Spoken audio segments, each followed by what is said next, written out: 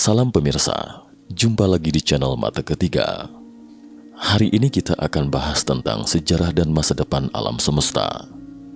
Ketika berbicara tentang perjalanan sepanjang masa alam semesta, landasannya adalah bahwa alam semesta memiliki permulaan. Tapi ada juga hipotesis yang menunjukkan bahwa alam semesta tidak memiliki awal. Namun ini adalah dua hal yang berbeda. Terkait ini, Mata Ketiga akan membuat videonya di lain kesempatan. Hari ini kita akan bahas tentang awal dan akhir perjalanan alam semesta. Berikut mari kita telusuri bersama. Menurut model Big Bang, bahwa pada sekitar 13,8 miliar tahun silam, di suatu tempat dan sesuatu yang tidak diketahui, meledak kemudian membentuk alam semesta sekarang.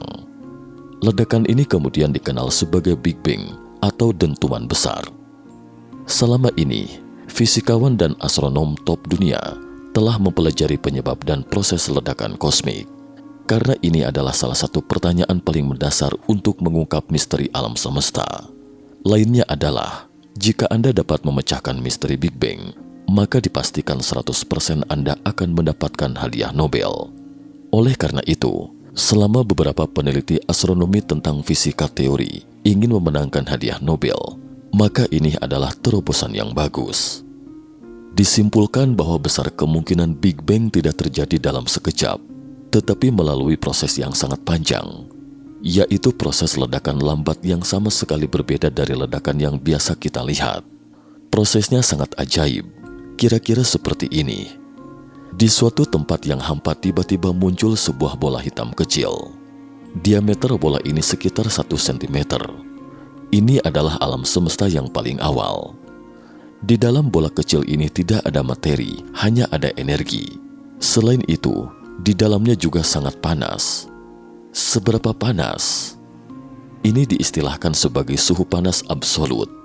Kita pernah mendengar tentang nol mutlak atau nol absolut, yakni minus 273 derajat Celcius. Suhu panas absolut, atau secara teori suhu tertinggi yang bisa dicapai alam semesta adalah sekitar 1,4 kali 10 pangkat 32 derajat Celcius. Saya tidak tahu seberapa panas, tetapi tidak mungkin terdapat materi dalam kondisi suhu seperti ini. Semua materi akan berubah menjadi energi, meskipun suhu bola itu panas dan terlihat gelap dari luar karena tidak memancarkan cahaya. Lalu apa isi di luar bola ini? Tidak tahu. Bola kecil ini adalah alam semesta, jadi tidak tahu apa yang ada di luar. Karena itulah kenapa disebut lahir di suatu tempat, yaitu di luar alam semesta. Tapi apa itu sebenarnya belum terbayangkan saat ini. Seperti yang disebutkan, bola kecil ini muncul tiba-tiba dari ketiadaan. Kemunculan atau pantulannya yang tiba-tiba ini adalah 10 pangkat negatif 32 detik, meski hanya memantul 1 cm. Tapi kecepatan pantulan ini jauh lebih cepat daripada berkas cahaya. Jika dihitung, sekitar 10 miliar triliun kali berkas cahaya. Kecepatan ini tidak bisa kita rasakan seberapa cepatnya. Jika alam semesta terus mengembang pada kecepatan ini, maka hanya dibutuhkan 0,0001 detik untuk membentuk alam semesta kita sekarang. Tetapi kemudian karena ia tidak mengembang begitu cepat lagi, jadi kita menggunakan angka 13,8 miliar tahun untuk pengembangannya hingga ke ukuran sebesar itu. Jika kecepatannya seperti ini, maka dalam 1/10.000 detik, alam semesta akan seketika terbentuk. Tidak sempat kita rasakan saking cepatnya, tiba-tiba blep, terbentuklah alam semesta ini. Pada awalnya, sentimeter dalam proses ekspansi ini disebut periode inflasi atau pengembangan kosmik. Periode inflasi ini adalah hasil perhitungan, tetapi tidak dapat diamati. Karena wujudnya hitam gelap, tidak ada cahaya dan periode inflasi kosmik ini dapat menjelaskan kontradiksi dalam model Big Bang saat ini, yaitu salah satu titik yang sangat aneh. Artinya, jika sejak awal alam semesta meledak langsung, maka ia tidak akan seperti sekarang. Meskipun kita memiliki planet di sini dan galaksi di sana, tetapi pada awalnya, setiap tempat di alam semesta seharusnya sama, tidak seperti ledakan. Jika meledak, pasti akan ada batu besar dan batu kecil berterbangan kemana-mana. Tapi ledakan sekilasnya ini merata. Tingkat meratanya ini tidak hanya tampak materi tersebar begitu merata, tetapi hukum fisika yang sama berlaku di seluruh alam semesta, dan alam semesta kita memiliki dimensi yang sama. Jika ledakannya tidak merata, seharusnya ada 5 dimensi, 2 dimensi, atau 4 dimensi di beberapa tempat. Tetapi sekarang alam semestanya sama dalam ruang lingkup pengamatan kita. Dan karena alam semesta begitu merata dan datar, sehingga Einstein pada awalnya percaya bahwa alam semesta itu statis. Dia bahkan tidak tahu bahwa alam semesta terbentuk dari sebuah ledakan. Sampai setelah Edwin Powell Hubble melihat alam semesta kita mengembang melalui teleskop, kemudian muncullah model Big Bang. Dikatakan bahwa alam semesta mungkin pada awalnya adalah sebuah titik. Jadi untuk menjelaskan kontradiksi antara Big Bang dan kerataan rata-rata alam semesta saat ini, sebagian ilmuwan menduga bahwa ada periode inflasi kosmik pada awalnya, yaitu saat munculnya sebuah ruang dalam sekilas itu. Segala sesuatu di dalam ruang ini semuanya menjadi sangat seragam, kemudian meledak lagi karena ada masa tenggang. Dan kemudian materi meledak secara merata setelah masa tenggang ini. Kira-kira seperti inilah pemahamannya. Kemudian setelah akhir periode inflasi, alam semesta masih mengembang setelah 10 pangkat negatif 32 detik, tetapi kecepatan ekspansi tiba-tiba melambat. Alasannya perlambatan sekarang diyakini karena volume ekspansi dan suhu turun, sehingga melambat. Kemudian ekspansi yang lambat hingga 1/1.000.000 detik setelah kelahiran alam semesta, yaitu 10 pangkat negatif 32 detik hingga 1/1.000.000 detik selama periode ini. Energi di alam semesta mulai perlahan mengembun menjadi materi. Materi paling awal yang mengalami proses kondensasi adalah partikel dasar yang kita kenal, seperti quark, elektron, foton, partikel Higgs, boson, dan materi lainnya. Pada saat yang sama juga muncullah gaya gravitasi, gaya kuat, gaya lemah, dan gaya elektromagnetik, dan partikel-partikel materi yang terkondensasi dalam proses ini. Semuanya muncul berpasangan, yaitu satu materi positif dan satu antimateri. Begitu materi positif dan antimateri bertemu, itu menjadi energi. Kemudian energi mengembun menjadi materi. Jadi itu adalah proses materi dan energi yang muncul dan menghilang lagi. Tetapi pada akhirnya, entah mengapa hanya tinggal sebagian materi positif sementara antimateri hilang. Atau dengan kata lain, mereka muncul berpasangan, kemudian pasangan itu bertemu lalu menghilang. Alam semesta tidak akan terbentuk pada akhirnya. Artinya, ia menghasilkan energi dari ketiadaan, dan kemudian energi ini pada akhirnya seharusnya menjadi ketiadaan. Tidak seharusnya menghasilkan alam semesta kita saat ini. Tetapi entah mengapa antimateri berkurang, sebaliknya lebih banyak materi positif, sehingga terbentuklah alam semesta saat ini. Quark di alam semesta mulai mengembun menjadi proton dan neutron sedetik setelah alam semesta lahir. Pada saat ini, diameter alam semesta adalah 400 juta kilometer, yaitu alam semesta hanya berukuran 1 cm ketika 10 pangkat negatif 32 detik. Namun dalam 1 detik, diameter alam semesta telah 400 juta kilometer, atau kurang lebih seukuran periode orbit Mars. Dan ketika alam semesta lahir 1 menit kemudian, diameter alam semesta sudah 1 tahun cahaya atau setara dengan 9,4 triliun kilometer. Bayangkan betapa cepat ekspansinya. Seperti yang dikatakan bahwa kecepatannya telah melambat, tetapi juga jauh lebih cepat daripada kecepatan cahaya. Dan hanya dalam tempo 1 menit mengembang ke ukuran seperti itu. Kemudian di alam semesta berukuran 1 tahun cahaya itu, neutron dan proton bergabung membentuk inti atom. Tetapi pada saat ini, inti atom masih belum dapat menangkap elektron karena suhunya terlalu tinggi. Suhunya saat ini mungkin lebih dari 10 miliar derajat. Artinya saat ini, atom yang benar-benar sempurna belum terbentuk. Sebagaimana yang disebutkan, diameter alam semesta ini adalah 1 tahun cahaya. Dan pada saat demikian, alam semesta juga sepenuhnya hitam gelap. Cahaya tidak dapat memancar, dan tidak ada cahaya.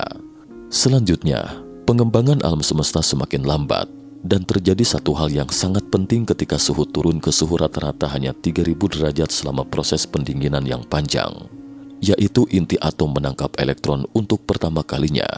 Artinya, setelah suhu turun, Elektron tidak berjalan begitu cepat. Kemudian elektron ditangkap di bawah efek elektron positif dan negatif dari gaya elektromagnetik yang melampaui gaya kecepatan energi kinetiknya. Setelah menangkap elektron, foton tidak lagi terhalang oleh elektron dan dapat memancar keluar dari alam semesta. Sebenarnya, elektron seperti tirai yang menghalangi semua cahaya dan tidak dapat memancarkan cahaya.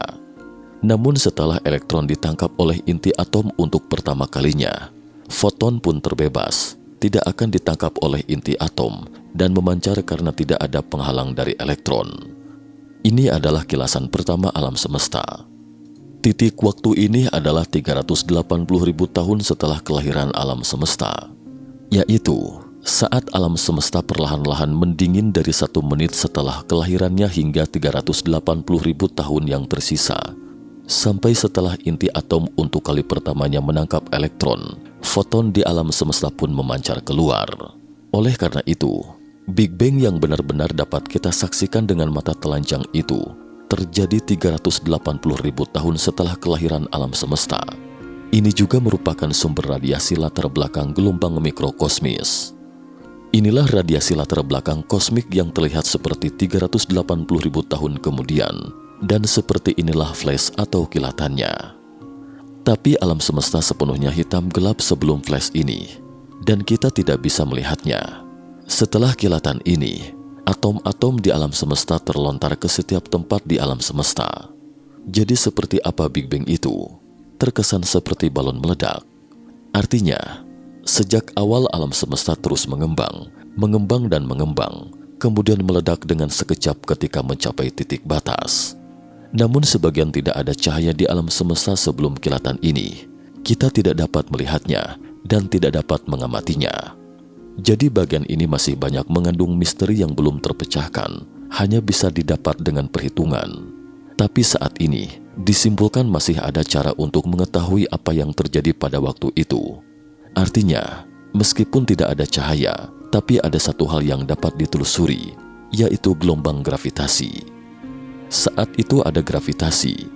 Jika bisa menangkap gelombang gravitasi sebelum kilatan alam semesta, kita akan tahu apa yang terjadi ketika itu.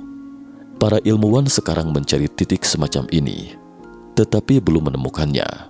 Jika ditemukan, maka Anda pun akan dianugerahi hadiah Nobel. Hadiah Nobel fisika sekarang seperti ini, yaitu apapun yang Anda temukan di alam semesta, meski setitik, maka Anda dapat meraih hadiah Nobel. Artinya jika Anda menemukan sesuatu dan memberikan sedikit kontribusi untuk mengungkap misteri apa itu alam semesta, harap dicatat, ledakan alam semesta ini adalah semburan atom foton yang tersebar kemana-mana. Namun tidak ada seperti batu yang terlontar, tapi lebih seperti kabut karena sangat kecil, jadi menyembur seperti awan. Dan suhu awan ini juga terus menurun selama proses penyebarannya. Atom-atom kecil juga mulai mengembun dan saling menempel. Proses kondensasi ini berlangsung selama jutaan tahun, dan kemudian bintang pertama di alam semesta lahir dalam kabut gelap ini.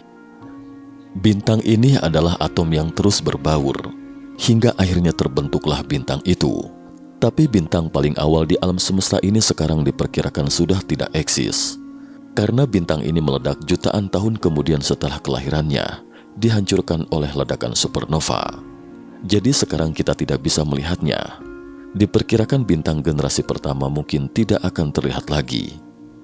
Bintang tertua yang kita lihat sekarang adalah bintang generasi kedua. Dan orang yang berhasil menangkap proses Big Bang itu memenangkan hadiah Nobel. Proses Big Bang itu ditangkap mereka secara kebetulan. Awalnya mereka mengira itu adalah derau atau yang biasa disebut noise, yaitu bunyi gelombang yang tidak teratur, tapi belakangan terbukti ternyata itu bukan derau. Ini adalah kontribusi besar mereka. Radiasi latar belakang kosmik adalah bukti paling langsung dari model Big Bang. Begitu radiasi latar belakang kosmik ini dirilis, pada dasarnya teori lain pun mulai goyah. Namun baru-baru ini ada bukti yang menyatakan bahwa mungkin tidak ada proses Big Bang.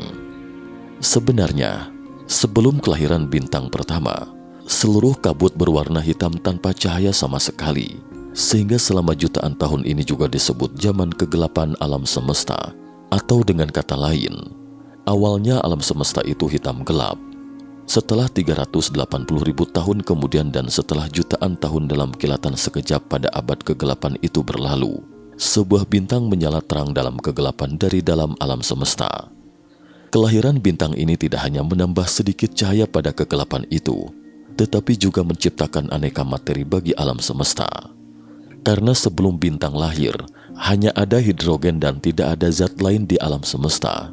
Paling hanya ada sedikit helium, dan bintang yang paling awal pada dasarnya semuanya adalah hidrogen. Dan setelah bintang lahir, di mana karena suhu di dalam bintang yang tinggi, maka fusi nuklir pun dihasilkan.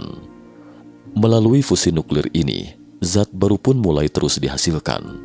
Seperti helium, litium, berilium, dan boron, semua unsur ini dihasilkan melalui fusi nuklir. Fusi nuklir dapat menghasilkan produk akhir dari fusi adalah besi. Artinya semua unsur kimia hingga besi dihasilkan oleh fusi bintang ini.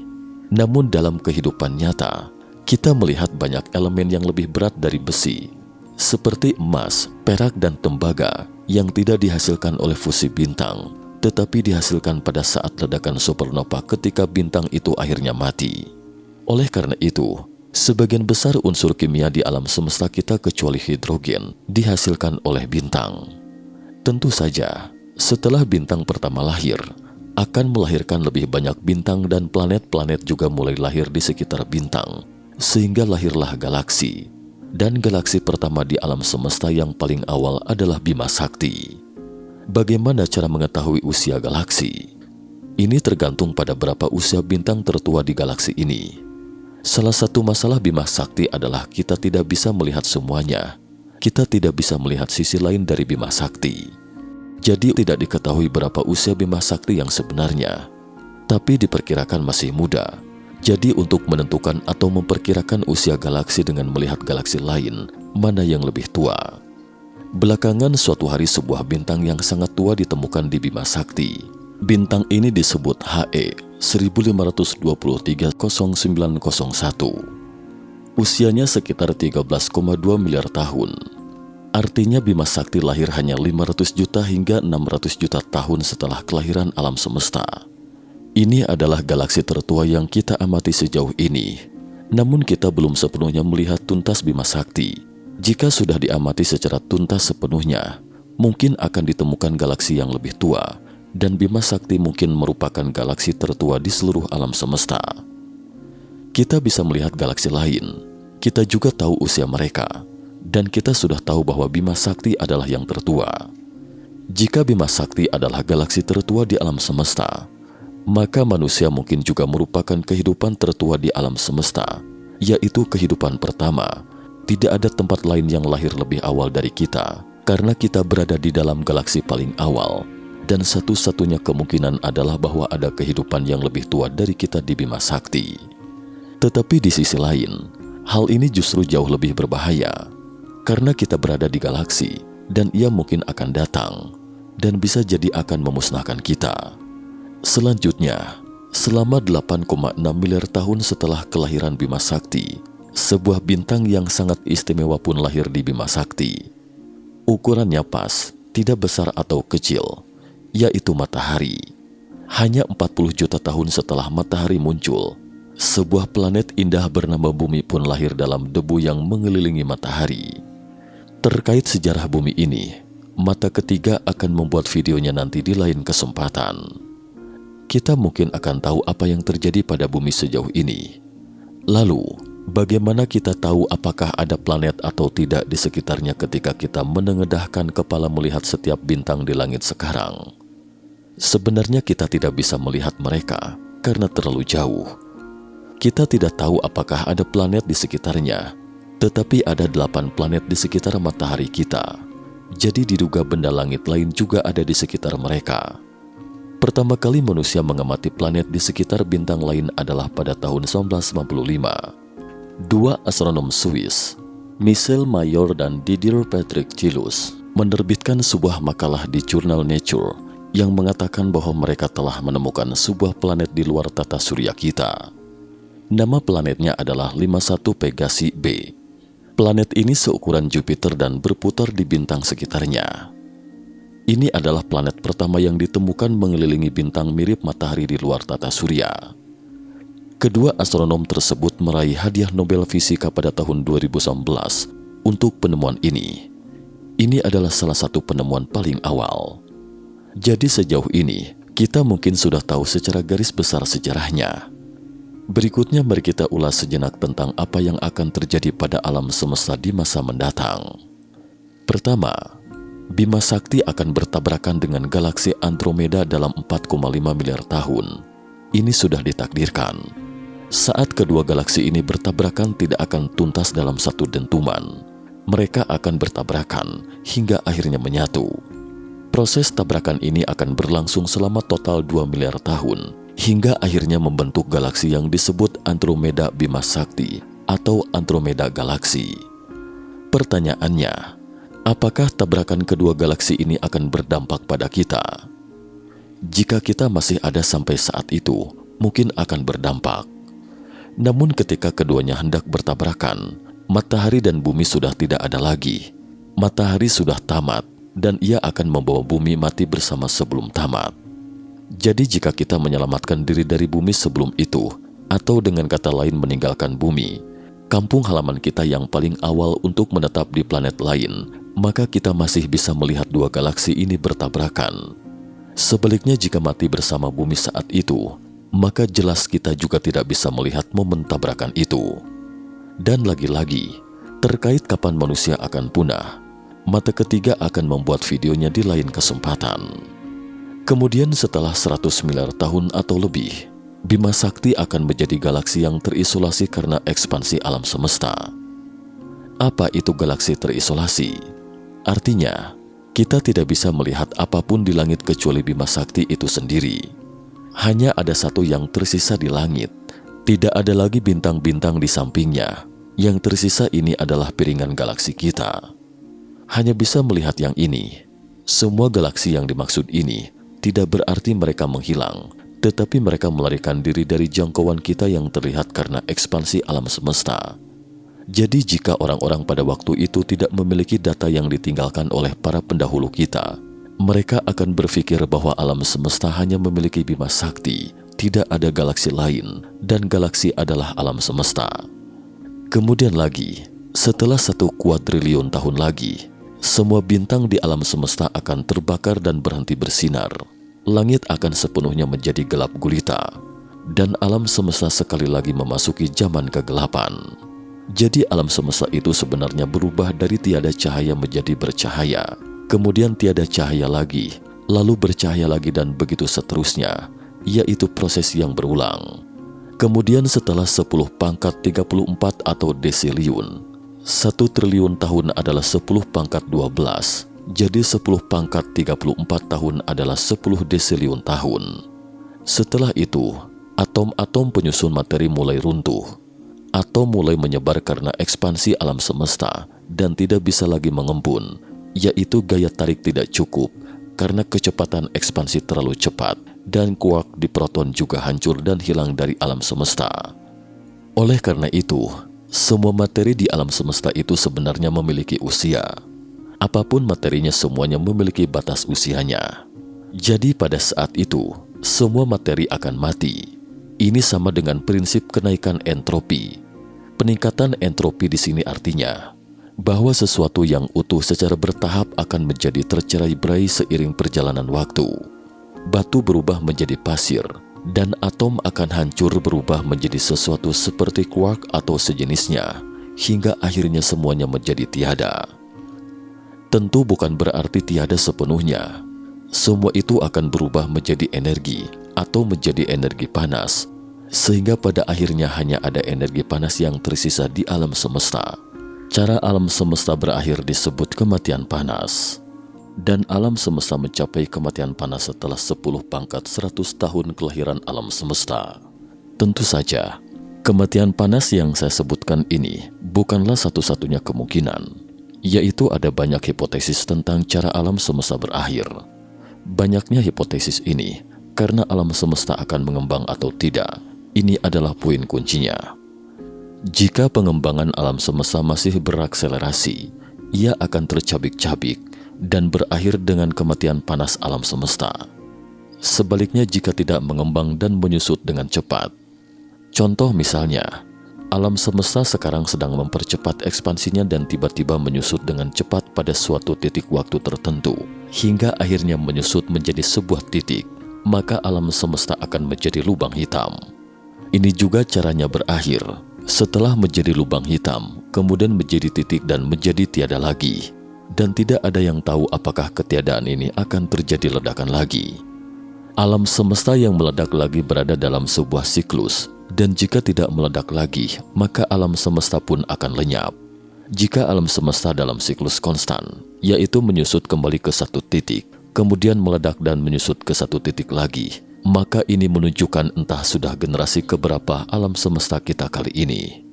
Tapi apapun hipotesisnya, alam semesta pada akhirnya akan mati. Hanya saja tidak ada yang tahu bagaimana caranya berakhir. Namun diperkirakan manusia tidak ada lagi jauh sebelum itu. Tapi tidak perlu pesimis. Yang kita bicarakan adalah tentang bagaimana alam semesta kita akan berakhir. Jika teknologi manusia benar-benar telah mencapai tingkat tertentu dan dapat memasuki alam semesta lain, maka ini merupakan hal lain. Beberapa alam semesta mungkin masih sangat muda, sehingga kita bisa pindah ke alam semesta lain melalui lubang cacing. Dan terkait lubang cacing ini, tim Mata Ketiga juga akan membuat videonya di lain kesempatan. Ini adalah satu hal yang sangat diperlukan untuk keabadian manusia. Cukup sekian dulu topik kita hari ini. Terima kasih atas perhatiannya.